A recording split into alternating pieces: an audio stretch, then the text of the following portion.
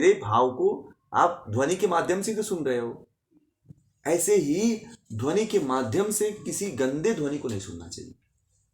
जब ध्वनि ही सुनना है तो आप लोगों को अपनी ध्वनि सुनिए, कोई अपनी एक ध्वनि चुन लीजिए कि जब भी मुझे कभी थकान होगी, जब भी मुझे संगीत सुनने का मन करेगा, जब भी मुझे कुछ कोई गाना सुनने का मन करेगा, तो वहाँ पे आप राग सुनिए, वहाँ पे आप ढोलक सुनिए, वहाँ पे आप बांसुरी की आवाज़ चालू कर दीजिए, वहाँ पे आप घंटी की आवाज़ शुरू कर दीजिए, वहाँ पे आप शंख की आवाज़ सुनना शुरू कर दीजिए, वहाँ पे आप जो है भंवरे की गुंजार सुनना शुरू कर दीजिए, वहाँ पे आप बीड़ा की रिकॉर्डिंग मिल जाती है आपको, तो बीड़ा सुनना शुरू कर दीजिए। उस समय जो है किंकड़ी जो है, मंजीरा जो है हाथ में लेके जो बजाते हैं, उसकी ध्वनि को रिकॉर्डिंग कर लीजिए, उसको सुनने का प्रयास करिए।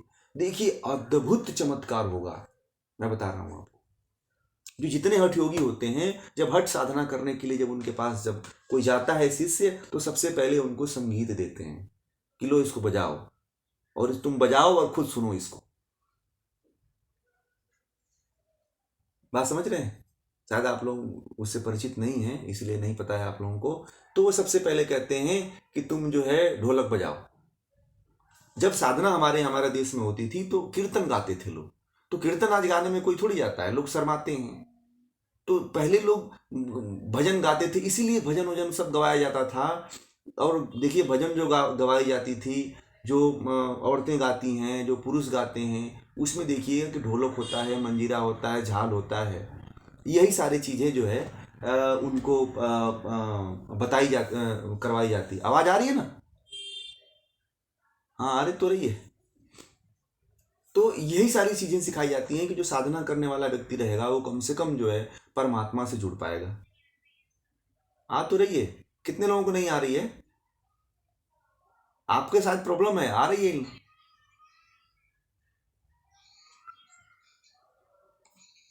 आ रही है ना? हाँ हाँ। आपका थोड़ा कहीं गड़बड़ है, देख लीजिए, आपके फोन में गड़बड़ी है कुछ। फिर से जुड़िए आप।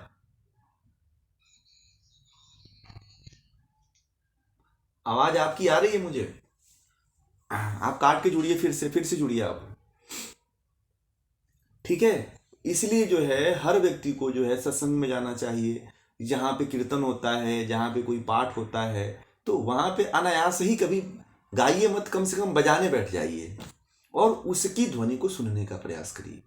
इससे जो है नाद का, जितने भी आप देखे होंगे नाथ योगी परंपरा में, नाथ योगियों को आप कहीं भी देखे होंगे, भारत में कहीं भी चले जाइए, वो अपने एक झाल लेकर के, एक ढोलक लेकर के बजाना शुरू कर देते हैं। उनके पास बहुत ज्यादा वाद्य यंत्र नहीं होता है, पहले होते थे परंतु अब नहीं है। तो वो क्या करते थे, बजाना शुरू कर देते थे और इस तरह से वो समाधि का आनंद लेते हैं। परंतु लोग ये समझते हैं कि ये तो राम राम कीर्तन गाने वाले लोग हैं, ये सामान्य लोग हैं, ये लोग क्या करेंगे। परंतु उसके पीछे की जो वैज्ञानिकता है वो हठ पर दीपिका के द्वारा जो पढ़ने वाला व्यक्ति है वो समझता है। समझ रहे हैं? मैं गया था एक बार दक्षिणेश्वर मंदिर में, वहाँ जब कीर्तन होता है, जब माँ काली के यहाँ, आप सुनेंगे इतना जबरदस्त वो लोग ढोल और झाल बजाते हैं कि आपको आनंद आ जाता है वहाँ पे। मैं तो वहाँ गया था और 1-2 घंटे तक बैठ के सुनता ही रह गया। इतना आनंद आता है वहाँ पे सुनने के बाद, जब बजाते हैं लोग तो एक अपने अंदर एक जो आनंद के आह्लाद होता है, वह फिल्मी गाने और रिकॉर्डिंग गाने से कुछ नहीं आता है। बहुत आनंद आह्लाद उठता है एक अंदर से, एक अलग से अंदर से चेतना उठती है, जिसको आपने कभी अनुभूत नहीं किया होगा, ऐसा अनुभव होता है। तो इस तरह से इन संगीतों का अनुभव है। और नाथ परंपरा में पहले जाएंगे आप तो सबसे पहले जो ज़्यादा ध्वनि, जिसका मन चंचल होता है, तो उसको सबसे पहले जो हठयोगी होते हैं, जो गुरु होते हैं, वह जो है उसको वाद्य यंत्र देते हैं कि तुम ये सीख लो, तुम बांसुरी सीख लो, तुम शंख बजाओ, तुम ढोल बजाओ, तुम झाल बजाना सीखो, तुम डफली बजाना सीखो। इसीलिए यह सिखाया जाता है, यह इस नाद से संबंधित है। ठीक है, आगे चलते हैं। हाँ। घन मृत्यु सृज्य वा सूक्ष्म मृत्यु सृज्य वा घने रम माणमपि क्षिप्तम मनो नान्यत्र चालयेत। गंभीर ध्वनि को सुनाने की तो हो गया ना, तो हो गया शायद। यत्र कुत्रापि वा नादे लगति प्रथमम मनः तत्रैव सुस्थिर भूयः तेन सार्ध विलीयते। यानी कि जिस किसी भी नाद में सर्वप्रथम मन लग जाए उसमें ही स्थिर होकर उसके साथ एक हो जाता है। अब यहाँ पे मैंने जो अभी बात जो कही अपनी, उसमें कोई भी हर व्यक्ति को, आप लोगों को जब साधना करें तो अपने जीवन में एक नाद को चयन कर लेना चाहिए हर व्यक्ति को। बहुत तरह के नाद से मुक्ति नहीं मिलती है, जैसे कि जिनको जो प्रिय हो। बात समझ में आ गया? आप लोगों को पता है कि आप लोगों को, आप जितने लोग हैं इसमें से, उन सभी लोगों में, सभी तरह के लोगों में हर व्यक्ति को अलग अलग नाद पसंद आता है। पता है आप लोगों को? व्यक्तिगत पता है कि कितने लोगों को बांसुरी अच्छी लगती है, कितने लोगों को ढोल अच्छी लगती है, कितने लोगों को डफली अच्छी लगती है। पता है आप लोगों को ना? तो हर व्यक्ति को जो है अपनी रुचि के अनुसार जो है वाद्य यंत्र चुन लेना चाहिए। बात समझ में आ गया? साधना करनी है, मैं प्रैक्टिकल बता रहा हूं पूरा, ठीक है। हर व्यक्ति को वाद्य यंत्र चुन लेना चाहिए, उस वाद्य यंत्र को रिकॉर्ड कर लेना चाहिए, या कहीं रिकॉर्डिंग मिलती है तो उस रिकॉर्डिंग को सुनना चाहिए, या स्वयं के द्वारा उसका उच्चारण करके, उसको बजा करके, उसके पहले कर्कश ध्वनि को सुनना चाहिए, फिर मध्यम ध्वनि को सुनना चाहिए, फिर उसके सूक्ष्म से सूक्ष्म ध्वनि को सुनना चाहिए। इस तरह से जो है आप धीरे धीरे साधना में आप बढ़ेंगे तो फिर आप एक नाद पे स्थिर हो जाएंगे। भगवान श्री कृष्ण ने अपने जीवन पर्यंत जो है बांसुरी को सुना, बहुत बड़े अठयोगी वो भी थे।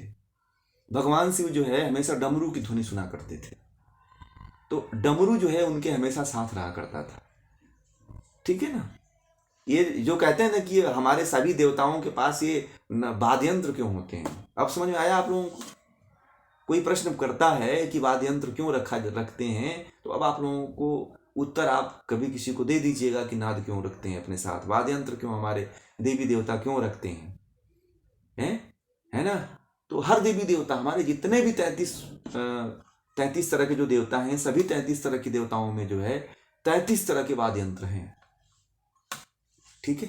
तो इन वाद्य यंत्रों को आप लोग भी धारण करें, अपना अपना वाद्य यंत्र चुन लें। संगीत सुनना है तो अपना संगीत सुनिए, दूसरे के द्वारा संगीत मत सुनिए, दूसरे के द्वारा कचरे को अपने अंदर मत भरिए। मैं उसको कचरा मानता हूं, क्योंकि उसके जो भाव हैं आपके अंदर आ रहे हैं संगीत के माध्यम से। भोजन से ज्यादा खतरनाक जो है ध्वनि का भाव होता है। ध्वनि का भाव जो है जब अपने चित्त में बैठता है तो ज्यादा आपके मन को चंचल कर देता है। फिर आगे कहते हैं कि मनोमत गजेंद्रस्य विषयो दानचारिणः नियंत्रणे समर्थो अयम निनाद निश्चितांकुशः।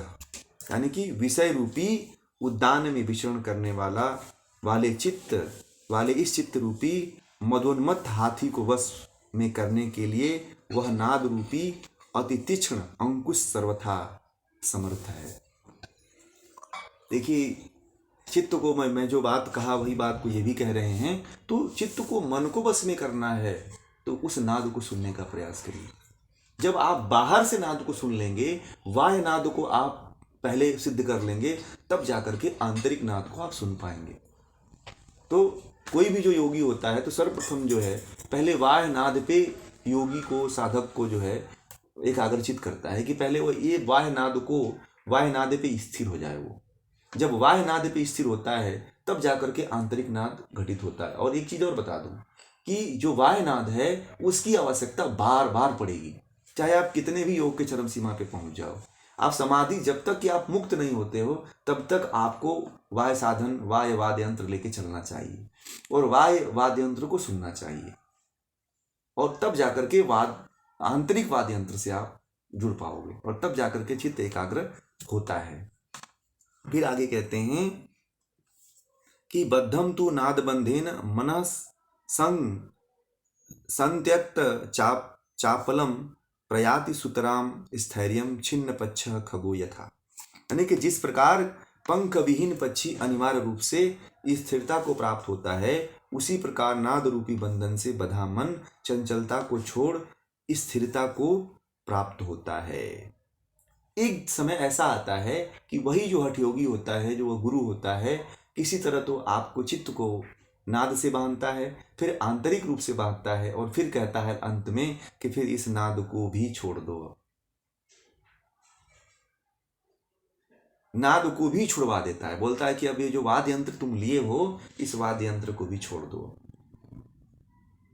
तो वो कब अवस्था आती है कि जब वह जो साधक होता है, जो योगी होता है, जब अपने चित्त को, जब अपने मन को एकाग्रचित कर लेता है, जब उसके अंदर से चंचलता पूरी तरह से छूट जाती है, तब यह अवस्था आती है।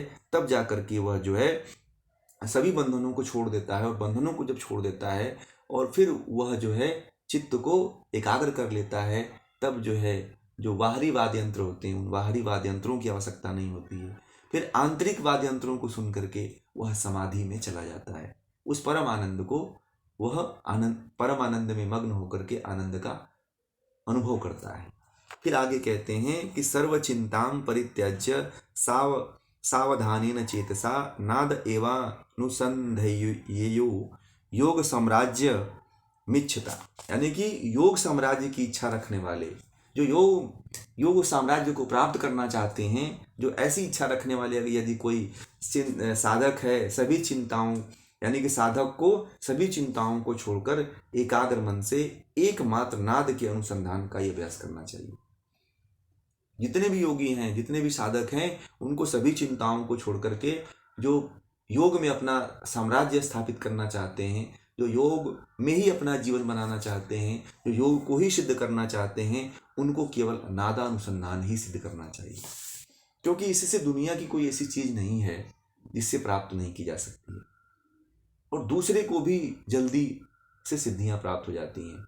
हमारे जितने भी देवी देवता हैं, उन सभी के हाथ में, उनके साथ में जो है नाद और नाद वाद्य यंत्र रहे हैं, क्योंकि यही वाद्य यंत्र जो है उनको उस समाधि तक लेके गए हैं। यही वाद्य यंत्र जो है उनको उस परम चेतना से भी मिलाए हैं। फिर आगे कहते हैं कि नादो अंतरंग सारंग बंधने वायुरायते वागुरायते अनंत अंतरंग कुरंगस्य वधे वाधायते अपीच। चित्त रूपी हरिण को पकड़ने के लिए नाद जाल स्वरूप है। बिना नाद के आप चित्त को एकाग्रचित नहीं कर पाओगे, इसलिए पहले वाह्य नाद को आप सीखो, वाह्य नाद को सुनो आप लोग। फिर चित्त रूपी हरिण को मारने के लिए वही नाद व्याध हो जाता है। जो नाद होता है वह जो चित्त रूपी जो हिरण है, उसको मारने के लिए नाद ही तीर है। इसलिए निशाना हमेशा नाद का लगा के रखा करिए, और नाद को सुना करें आप लोग। नाद का अभ्यास होना चाहिए हर साधक को, हर योगी को जो है जिस तरह से पहले प्रक्रिया में बताया शुरुआती दौर में, वह अभ्यास करके वह जो है अपने चित्त को, अपने मन को बांध सकता है। अन्यथा मन ऐसे नहीं बंधने वाला है, मन ऐसे एकाग्र नहीं होने वाला है। तो काफ़ी टाइम भी हो गया, तो फिर ये विषय फिर यहीं पे पूरा करते हैं।